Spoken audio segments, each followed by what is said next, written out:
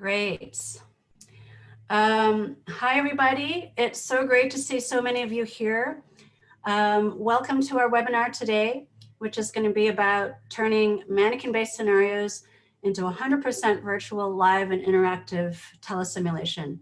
It's going to be a two-part webinar, so we'll have the first part today and the second part at this time tomorrow, which is 11 a.m. Central, which would be 12 p.m. Eastern for the many of you who are in Eastern time zone. So my name is Christine Park. I'm the Director of Simulation here at SAIL. And we started on this project because for safety reasons, we were very much committed to making sure that all of our staff were going to be able to work safely from home and not have to come into center to use the mannequins and so forth.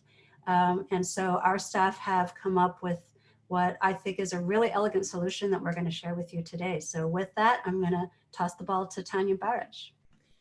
Good morning and good afternoon to some of you out there. My name is Tanya Baric. I'm a SimTech coordinator here at SAIL. My background's in biology. I've been an EMT for about 6 years, and I like long walks on the beach. Good morning, good afternoon, and or good evening to everyone. My name is Angelo Dindia. I am also a simulation technology coordinator at UIC SAIL. A little background about me. I am a almost 20-year paramedic in the city of Chicago, as well as holding this position for the last 5 years. I was an operations specialist in simulation before this. I do not enjoy long walks on the beach, and this is the first time I have shaved since March 20th. So thank you all for making me do that. I would also like to extend greetings on behalf of Jim Hawkland, who could not be here right now. He is our other simulation technology coordinator, and his assistance was vital in getting the information that we're going to provide you with today.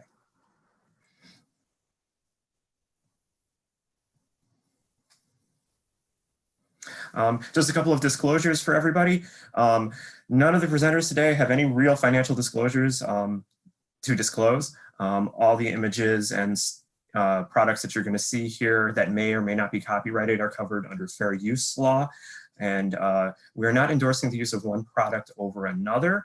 And we've received no financial incentives to show you one product over another. Although if anyone knows anyone at any of the companies we're going to talk about who would like to send me a check, I would very much appreciate it.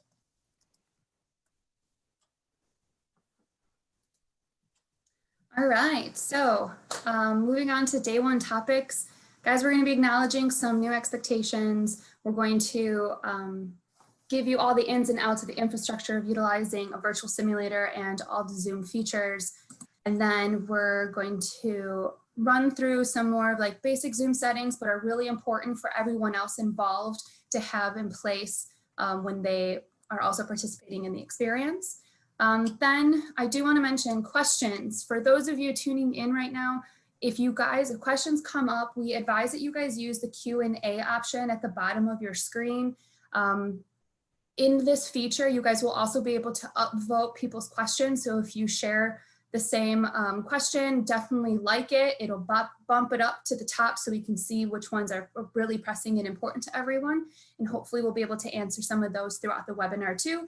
At the end though, Angela and I plan on sticking around for quite some time, maybe about 30 minutes or so, to answer any other questions that come up after the webinar.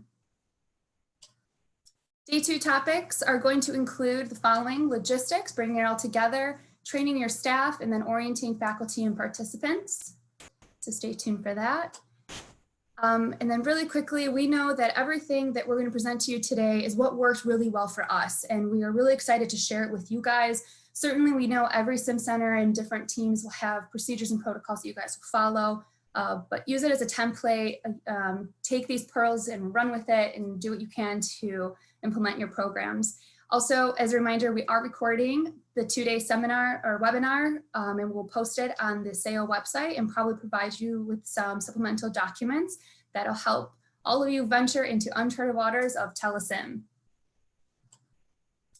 So really quickly, we're going to take a quick poll to see who is out there tuning in today. So the poll will pop up soon. So go ahead and take a quick answer for us, please. We'll close the poll in a few seconds. Looks like we almost got everyone. A little bit more. Just about there. Okay, we almost hit just about everyone. So Rupak, if you want to share the results. Great, it looks like we have a pretty great spread of a little bit of everyone. So welcome, we definitely are happy to have you here. Looks like majority of you guys are faculty, awesome, great. I think it's really great for you guys to see how things might be a little different in this telesim platform. Coordinators, operations specialists, shout out to you guys. It's going to be a whirlwind, but it's going to be fun to go through all of this stuff. So welcome. And directors, oh, a couple learners there too. That's kind of exciting. But thank you and welcome everyone. Stop sharing those. All right.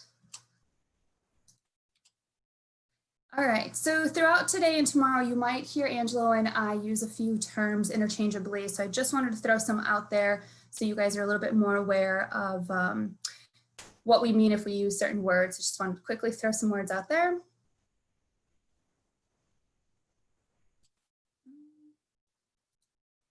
Okay, so new expectations. Change can be scary, but we're gonna work through it all together. First, as we know, this is going to be a whole new world, but don't worry, we are here to help guide you through it and help you combat all of these differences and changes. So first and foremost, of course, there's going to be a lack of the hands-on experiences of doing the skills and physical assessments that we're used to seeing in person. With that said, though, it's added an extra challenge to the students to verbalize step by step exactly what they're doing. And so you'll notice that they want to explain more of what they're doing. And if they don't, then that's also a place where we can kind of help them and ask them, be like, hey, you want to do an abdominal exam? Awesome, walk me through what you're doing. Tell me what you're hoping to see or what kind of data you need back from us. So you'll see that that's really kind of the different kind of physical assessment because it challenges them and solidifies their knowledge of the skill. Communication, I kind of touched on this already, but as we know, in-person sim, in the sim bay, there might be more than one conversation happening. Someone's talking to patient, someone's talking to mom, maybe someone's asking for orders from the nurse, and all of this happens simultaneously. But as we know in Zoom, because we all naturally have built this Zoom etiquette, one person can really only talk at one time. With that said, we have seen that there's been even better sometimes communication between the participants and who's involved in the scenario. And then it actually allows all the other learners to observe this conversation that's happening. So then they can start to see what kind of styles and communication skills that they might have to have too. And it actually introduces a lot of new communication, close-up communication in the debrief, because all their peers now can add on suggestions and kind of gather how they want to communicate later in the clinical setting. Change responsibilities, especially here at SAIL, some of our personnel, their roles and responsibilities slightly changed in this platform. And we'll definitely touch on that a little bit more as Angela goes through the part of the infrastructure. But definitely this will be something to consider when building your team. Technical and connection issues. My God, what operations specialist hasn't dealt with technical issues? I feel like it's a daily experience for all of us, but just recognize that in this platform, your technical issues are going to be slightly different. I have complete confidence that all of you guys will be able to troubleshoot and adapt very quickly to these issues. But Angela will touch on some of those as he goes through the infrastructure too, but I have no doubt that any of you guys will be able to quickly troubleshoot through them. And then lastly, maintaining fidelity. What we've kind of experienced is that, you know, it's funny, we didn't really lose a lot of it. And we actually added a different level of fidelity, because where the operations specialist would be sitting in the control room, talking through a mic, through the mannequin to the participants, they are now actually portraying our patients. And now the students get to see and talk to them face to face and be able to respond to facial expressions and body movement. So it's actually at a completely different level of fidelity that we're really happy and excited to have seen.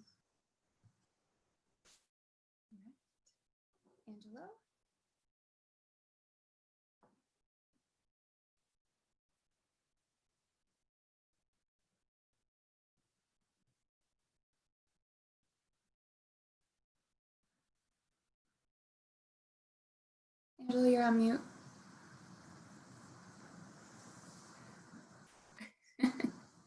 Tanya, do you need the next poll? Yes, I'm not sure what's going on with Angela's audio. There he goes. But yeah. Angelo forgot how to turn his mute back on or off. So let's all take a moment to laugh at him. All right. So we got another poll up for you. I just want to know who's still working and how you guys are doing it. I'm seeing a lot of no's so far, and that's 100% understandable. Those of you guys who are running normal operations, my hat's off to you. Be smart, be safe, be brave. We're going to give this a couple more seconds so everybody else can respond, and then we're going to start talking about setting up some infrastructure and doing some legwork to get you guys to a place where you can do virtual simulation. And a couple questions just came in. Yes, guys, the slides and the presentation will be available on the SAIL website. We can shoot out the link for you guys in the Q&A, and I'll do that in a second.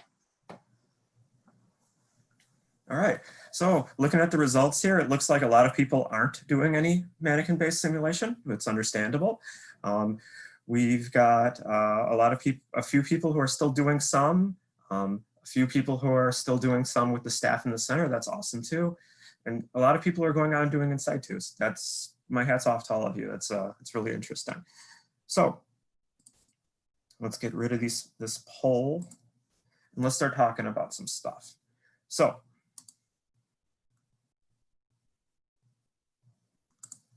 there we go. All right, so what is this gonna look like?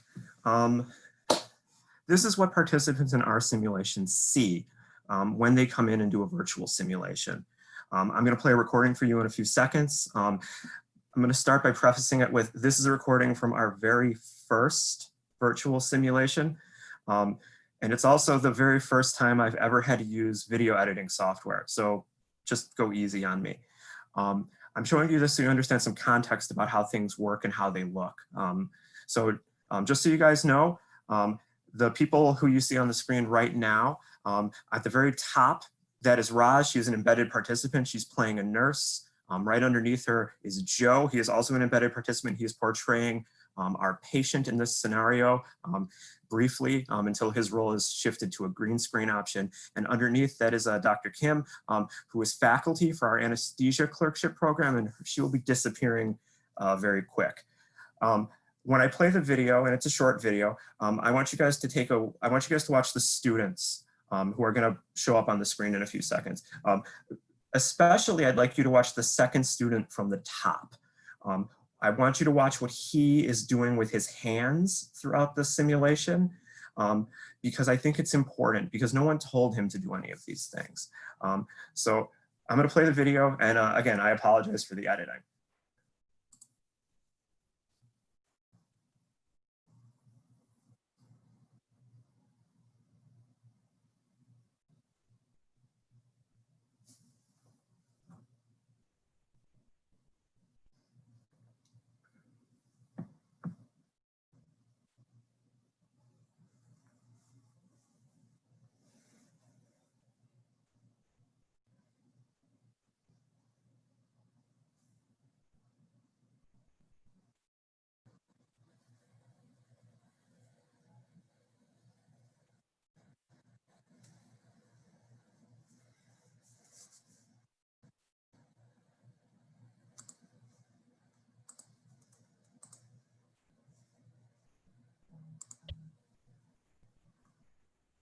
All right, so the lung sounds, they are clear, sir.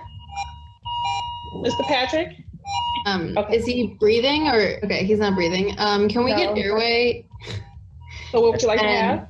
Can we get an ET tube, a laryngoscope? The patient entirely unresponsive to at this point.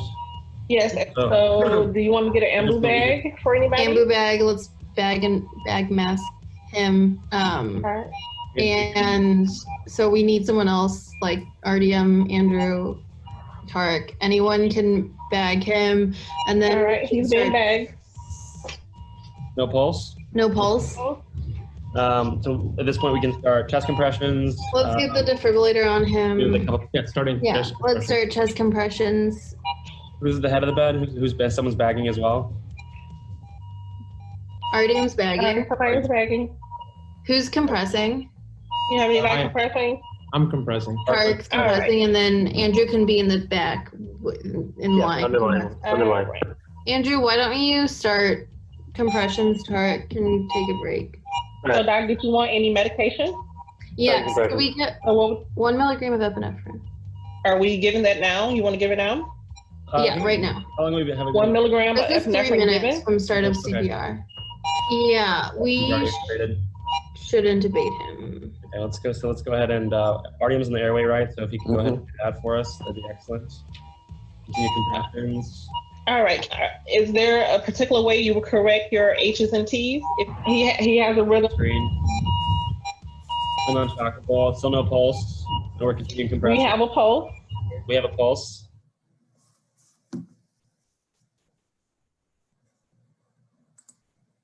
Okay. So I apologize for the fact that the audio cut out right at the beginning. You guys didn't miss much pertinent things except for a brief explanation of the chief complaint and me making a joke. So again, I apologize. But I showed you that video just so you can see a couple of things so you can see a few of the things that it illustrates. It illustrates the fact that the students or the participants in the simulation are still communicating together. It shows how the role of the embedded participant is a little bit more important to help get some of the leading questions in there to move people around. And it showed how you can use certain assets into the simulation and share it with the students, as well as the green screen function, which you folks will have noticed after Joe disappeared, he was replaced by static images of things that were going on in procedure-wise. So in order to get to that, which is it's easy to do, you can't just decide in the morning that you're gonna do it. You gotta do some groundwork first. And that involves tinkering with some features in Zoom, which I'm gonna walk you guys through. And can be a little bit dry and it can feel a little challenging. So don't worry, change is scary, but I think all of us are in the positions that we're in because we enjoy dealing with stuff like that. And we're gonna hold your hand and walk you through it. So before we start, I want everyone to take a nice deep breath. It's a lovely Wednesday morning, afternoon or evening, depending on where you are. Remember, nothing worth doing was ever easy, all right? So we're gonna take another deep breath. That's good, all right. I want to acknowledge, and I want everyone else to realize that we're going to talk about integrating a couple of systems and programs that were never really meant to work together. Zoom is a meeting software. I'm going to be talking about several different simulation softwares, mostly Leap because that's what I use. Those things, they were never meant to be together. If you want to think about it like this, they're star-crossed lovers. The world doesn't want them to be able to work together, but we're gonna make that happen. If you want a good analogy, I was gonna use Romeo and Juliet, but I didn't really think that's appropriate. Zoom and Leap, or any simulation software, are Jack and Rose from Titanic.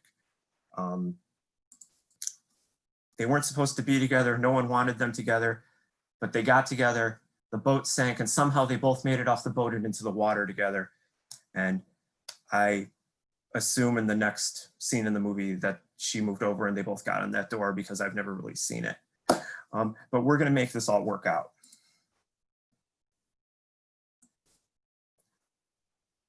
So what do you need?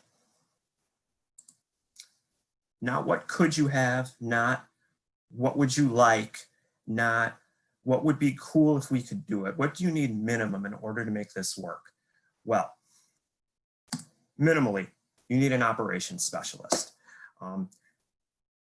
In all due honesty, and in as much seriousness as I can muster, most of the coordinators and administrators I know who are involved in simulation, we think we can do everything, always.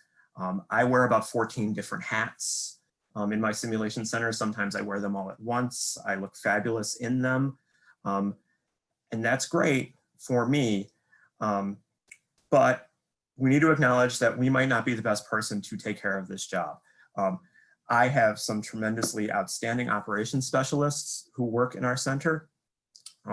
And if you are not able to work with the software that you normally use in a way that's intuitive, it's no shame to hand this job over to somebody who can. You're about to ask it to do stuff that it's really not supposed to do, and you need somebody who understands the limits of where the software ends and how to snake around those limits. So just be aware of that. That operations specialist that you find, whether it's you or somebody else, they're going to need some type of simulation software. I cannot stress this enough. You are going to need a fully licensed paid version that has all the functionality of your simulation software. Don't download a demo. Don't get the light version. Don't try to use one that's not registered. You need all of the available features so that you can use them over the course of the virtual simulation that you're going to be doing. The software that I'm going to be talking about primarily is Leap. I've used Leap, which is a Laerdal product, for years, and I'm very comfortable with it, and I'm probably more comfortable using it than any of the other products.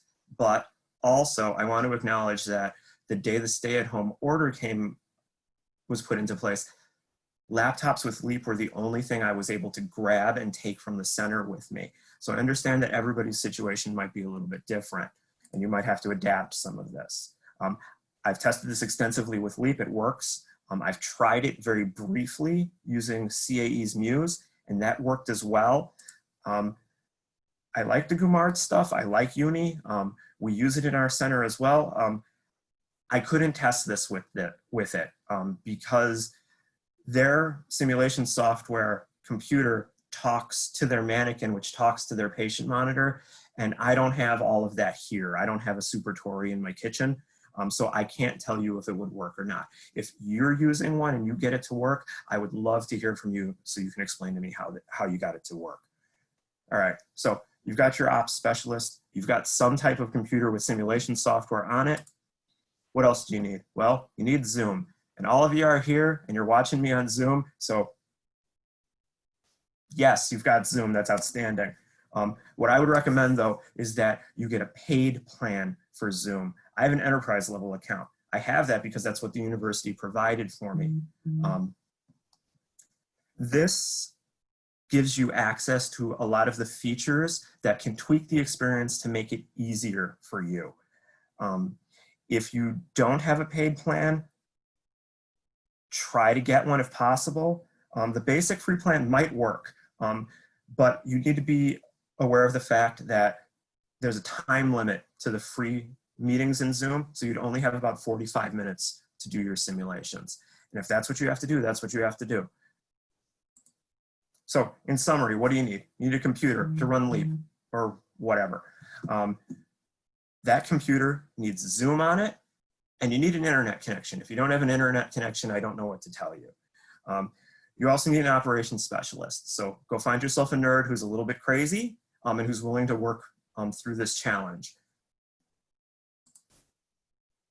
And that's not a lot of things. It sounds pretty easy. I'm gonna show you guys how to put those things together, and then we're gonna get moving. So in order to get here, and this is what our participants see again. There was a lot of trial and error on our end getting things set up. Zoom's built for meetings. It's not built for medical simulation. You can't just turn it on and join, but I'm gonna walk you guys through it. The different settings that you need. So this is how it looks. This is how it looks when people are doing it. In order to get here, someone, and it was me, had to start here. That's my IT assistant. She is very unhelpful and we're thinking about getting rid of her. There was a lot of little back issues in Zoom that you have to find to optimize the experience, which is what we're gonna run through. This is what it looks like to operate. This is when I'm doing a virtual simulation, what I see because I'm our operations specialist. I want you guys to understand that this setup is not how you guys have to set it up. This is what I was comfortable with based on the equipment I had in my house. To explain what's going on in this picture, I'm running the simulation software off of the laptop in the center of the picture. Because I was lucky enough to have a monitor in my house, I've connected it on the left just so I can extend my desktop because I'm older and it's easier for me to look at things that way. But that was purely a comfort issue. You could run it from the laptop without an extra screen sitting on your couch if you want to. The laptop over on the right is a curriculum meeting that I was very much paying attention to. I wasn't, that was going on at the same time and is not relevant. If you guys are wondering about the folder and the box, well, we're gonna talk about that later, but that is my very sophisticated green screen. So let's talk about Zoom. Like I said, a licensed paid account if you can get it. You should launch the Zoom software as I have here, and you should schedule or create a meeting. I think of the meeting that I've scheduled as our virtual simulation center. That's just how it works in my head. That's where everyone, our staff, our participants, our learners, our faculty, where they have to show up to. And from that place, which Zoom refers to as a main session, those people are distributed out into their different sim bays, which are the breakout rooms that are available in Zoom. I'm going to walk you guys through what this looks like, or how to set this up rather.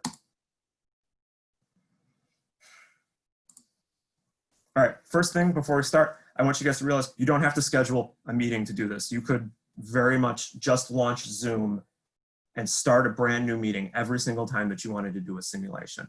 I do this like this, and I find that this works best for us because I can have all of the settings saved and set up before each session starts.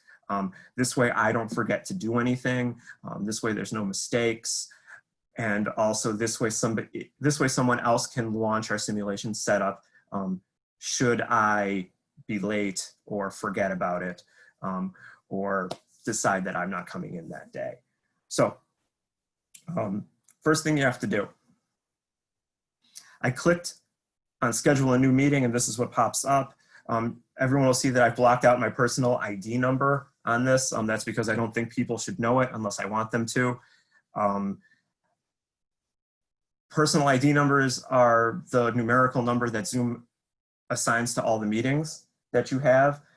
If you're using your personal ID number for a simulation session, be aware that those are easily guessed. Most of the people I know, they use their cell phone number or their office phone number, and you don't want that. You don't want random people to be able to drop into your simulation session and Zoom bomb you, if you want to use the term or whatever. So I have Zoom generate a meeting ID for us automatically, just because it's safer that way.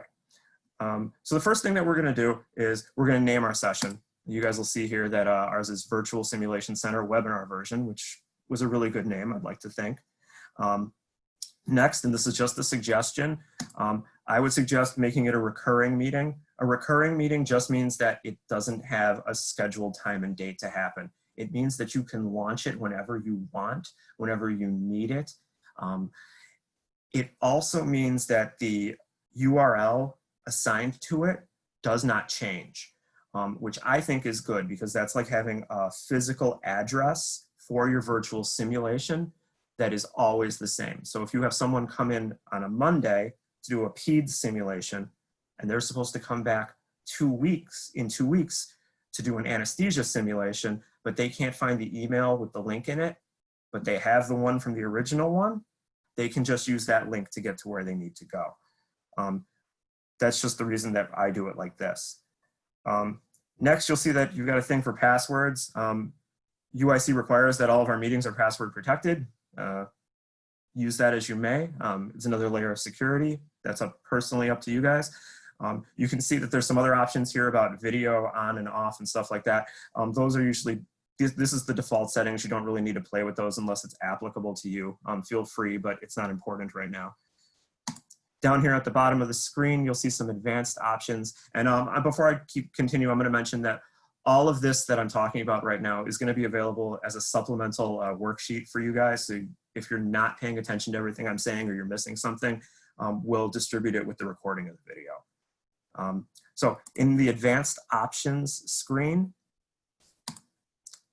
there's a couple of things that you guys need to definitely enable or make sure are enabled.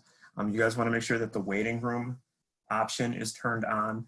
A waiting room lets your participants, when they sign on, know that they're in the right place.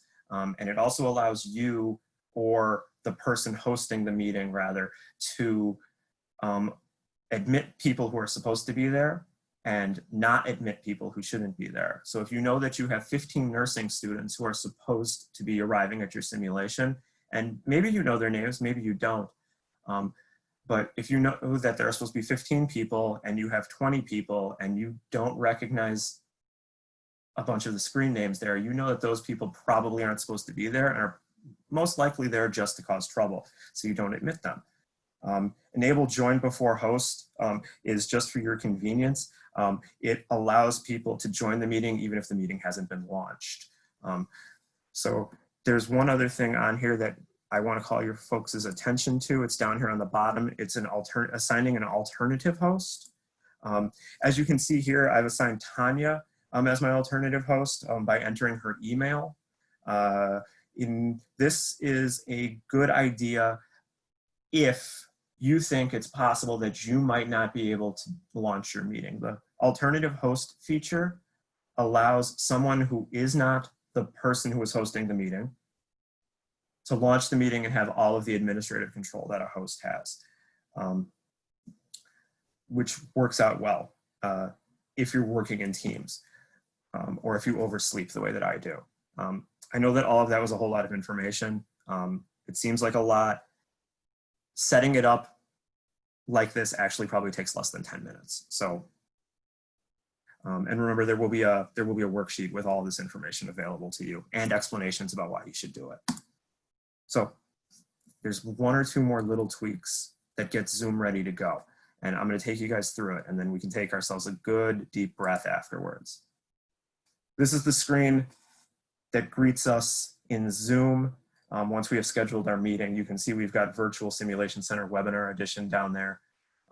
In the top right-hand corner of everybody's Zoom interface, there's a picture, there's your profile picture. If you click it and click on Settings, you'll get this screen with a whole bunch of interesting things that you can play with and tweak at your leisure. But the part that I want to call your attention to is the View More Settings option. If you guys click on it, it will open a web page that will take you to more settings. And these are really important, which is why I'm talking about them. You need to have the chat feature turned on. People's audio in Zoom can occasionally be a little wonky. And having the chat box up is a good alternative for that. Also, it allows you or your operations specialist to have a conversation with the participants in your simulation, with your staff, or with you if you're also participating as the host. It's a good alternative to audio communication, and it should definitely be turned on. The private chat feature should also be enabled. That allows your operations specialist to privately chat with the embedded participants in a simulation, or it allows the students to have a private chat during the course of their programming. But you should be aware, and you should inform everybody, that private chat isn't actually private. It's private during the course of the meeting, but if you're recording, a transcript of it gets saved. So everyone should remember to keep it very professional. We've had learners use the private chat feature during simulation to have side conversations because they felt that speaking to one another while the standardized patient or the operations specialist was giving a history or talking to one of their cohort was rude. So it's a good way to have a quiet conversation off to the side. The last thing I am going to call your attention to is down at the bottom of the screen is the co-host feature. Allowing a co-host, if you guys have never done it, gives another person participating in the meeting most of the administrative responsibilities and options that the host has, which is a definite must. They can admit people from the waiting room. They can change people's names. They can turn on the recording feature if you're trying to record something, and they can move people from the main session into the breakout rooms, which are your sim bays. I'm telling you about this because after the last update, ours was turned off by default, and I thought that the feature had been removed. So it's right here. This is where you find it. You're doing great. Take a deep breath. Have some coffee. You've done, that's all the groundwork in order to make Zoom play nice with this process. So it's time to get started. So now what? The person who's hosting your simulation launches your virtual simulation session on their computer. Your operations specialist gets their computer that has their simulation software on it. Mine has Leap. They turn it on, they launch Zoom, and they join the simulation session, the meeting that the host has launched. That host creates a breakout room. Ours is named SimBay1 in this example, and sends your operations specialist to it. If you have other staff who are going to show up, embedded participants, faculty, standardized patients, when they sign on to the main session that is being hosted, those people are also sent to that breakout room, which is your SimBay. They're in a virtual space separate from the main session, which can be a difficult concept to wrap your head around sometimes. But right now in that SimBay, what does your operations specialist do? He turns on his Sim software, just like he normally would. My example is going to be Leap.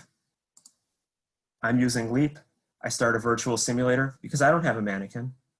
There's no SimMan 3G in my house. So I run a virtual patient and I choose which one I want because I have to. For most instances, it really doesn't change anything. You can pick whichever one you want. It just changes some of the features available in Leap. If you're running a pre-programmed scenario, you would load it. If you are running something on the fly, you would figure out what your starting state would be. If you're using Leap, you would launch your patient monitor from within Leap. And because you only have the one computer in front of you, it will run in the background. In Zoom, you find the green share screen button, or depending on which platform you're using, it might be a green new share button, and you click it.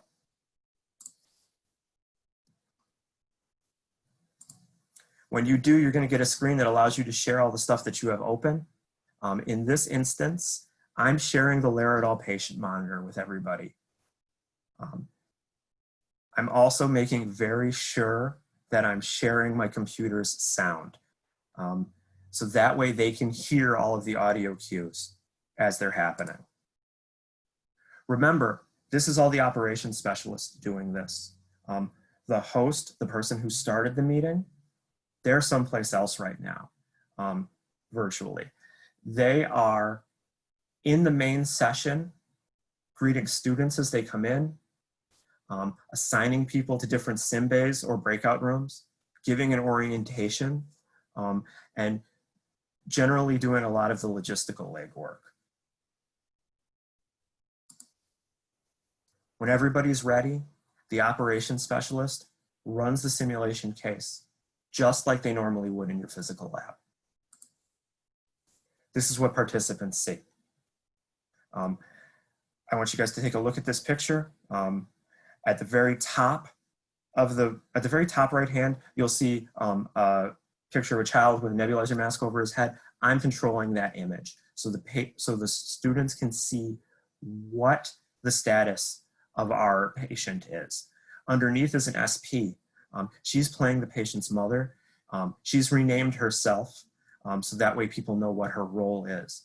Directly underneath, that's Juan. He's a nurse in capital letters, and he's providing them with simulated information.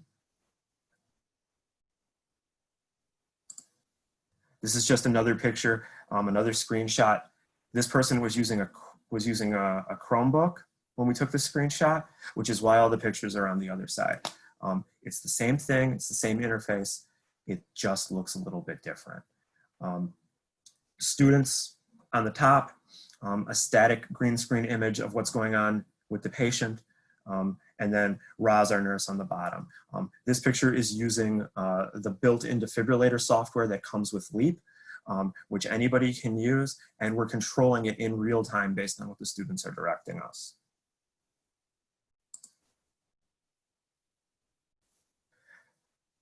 That's what they see. This is what the person operating the simulation sees. That's LEAP opened in the background. The operations specialist can still control all of the parameters that he normally could, or that they could normally control. They can change all of the vital signs that would normally appear on the patient monitor, just like in the physical sim lab. They can also change what type of monitor the students are seeing, just like in a regular or in a physical sim lab. If they want a defibrillator or an AED, they can call those images up if you're doing ACLS stuff.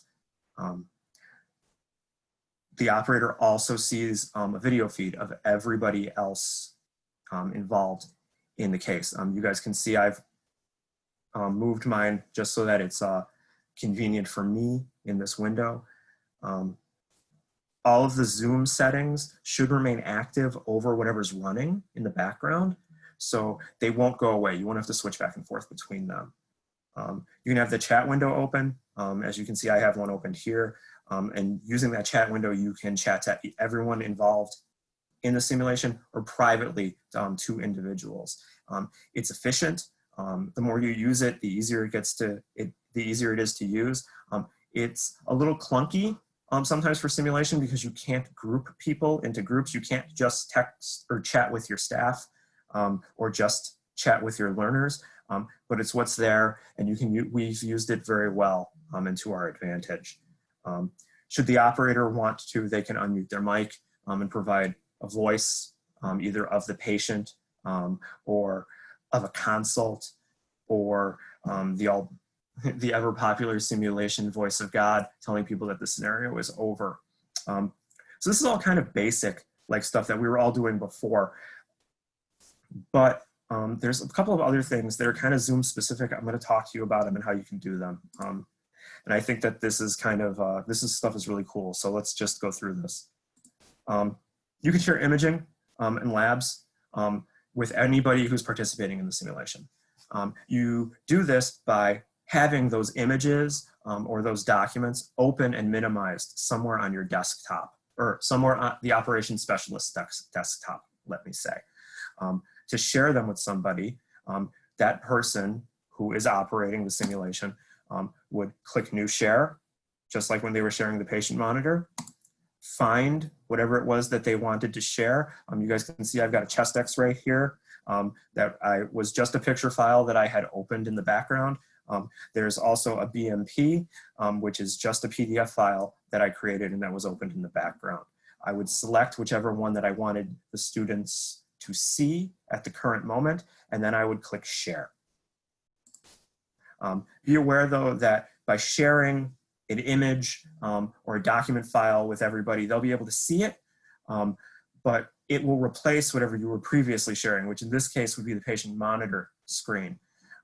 So if you do this, or if your operations specialist does this, they need to be aware of the fact that they need to reshare the patient monitor once the participants are done looking at the imaging or reading the labs. You can change the patient status using a green screen, and that sounds really complicated, but my green screen is a folder propped up in front of my laptop, and I'm going to show you guys how this works. So the first thing that your operations specialist would need to do is they would need to go to their video options in Zoom. You can see here in this illustration that my camera was turned off. You click for more options and you click choose virtual background. When you do that, this screen is going to come up. Now, I've already preloaded a bunch of patient condition photographs into Zoom as my virtual backgrounds. You choose whichever one is applicable to what's going on. In this case, the patient was vomiting, so I would choose that.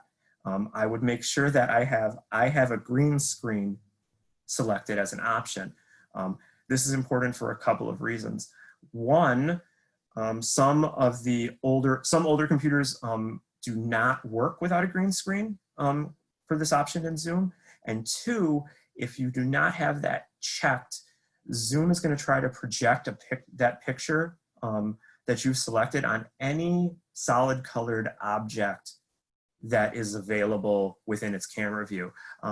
So in my case, it's occasionally on the door in the background and sometimes on my shirt, depending on what color it is. So you've selected this image, and when you close it, it will come up. This is how I use the green screen feature. You can see I've got that folder propped up very high tech in front of the laptop with a camera in it.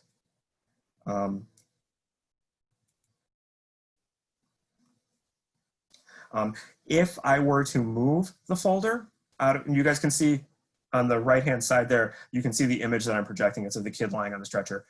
If I picked the folder up and moved it out of the way, like I am in this picture right here, the photo would go away because it needs that green screen. This is important to realize. If the folder were to disappear, say I were to take it away or knock it over as I reached for a cup of coffee, this is what the students would see. The entire image would go away. So you have to be careful if you're going to do something like this. But again, as long as that folder is there in front of the camera that you're using for Zoom, the participants will see whatever image you want.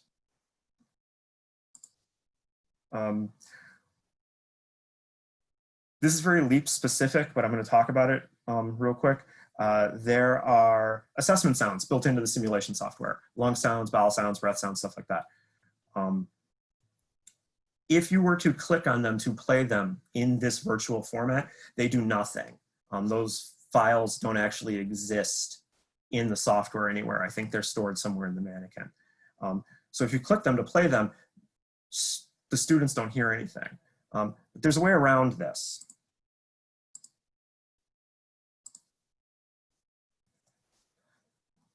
I'm pretty sure that you could do this with other simulation software like Muse, but I haven't tried it. So if anyone finds out a way to do it, please let me know. If you're using LEAP from Laerdal and you want to add assessment sounds, you find the folder where your vocal files live.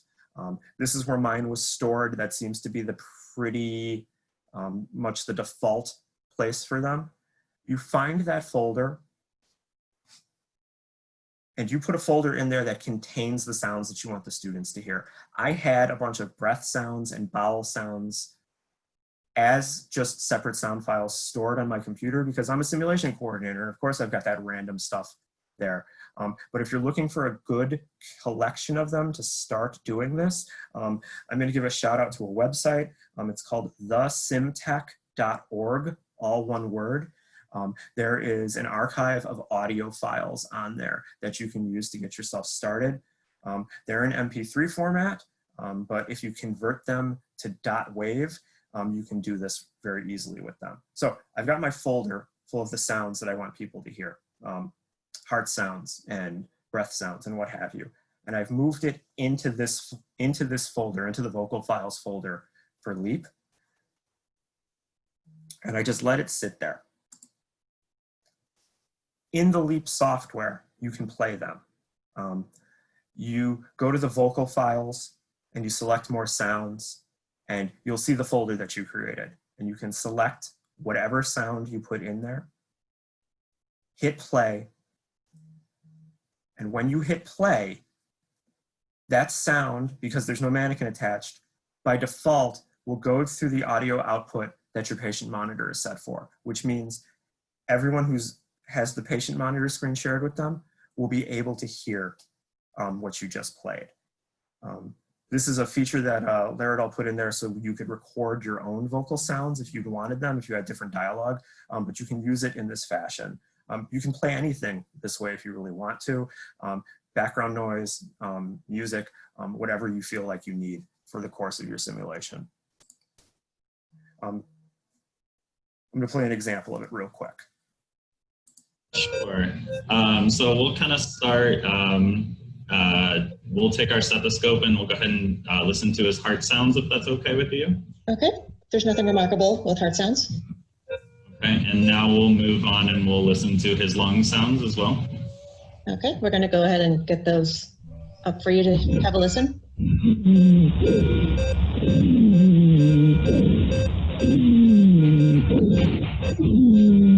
Expiratory wheezing there. Okay. Is that what you guys heard also?